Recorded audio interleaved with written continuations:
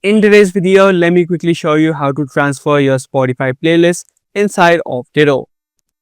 Now, there's no inbuilt system inside of both Spotify or Tidal which lets you transfer these playlists, but there is an official platform that lets you do it. So you just need to search for Tune My Music, and this is the exact platform that lets you transfer your playlist from one platform to another. So inside of this section or inside of Tune My Music, you can see there are options of both Spotify as well as Tidal. So if you are trying to transfer the Spotify playlist to Tidal, it says select the source. So you need to select the option of Spotify first of all, and then make sure that you log into your Spotify account.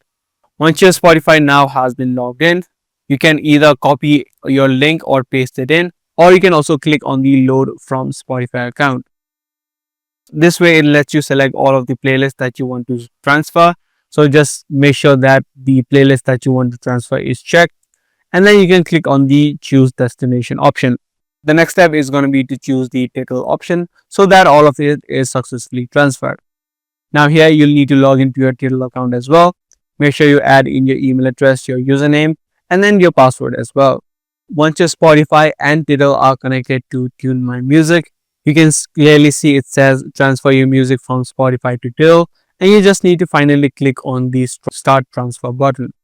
And as easy as that, all of the playlists that you selected will be successfully transferred to your account of Tidal. If you now head back to the platform of Tidal and head over to the playlist section, you'll be able to see the playlist that you just selected now has been successfully moved inside of Tidal. You can scroll through all of this list and make sure that all of the songs are included.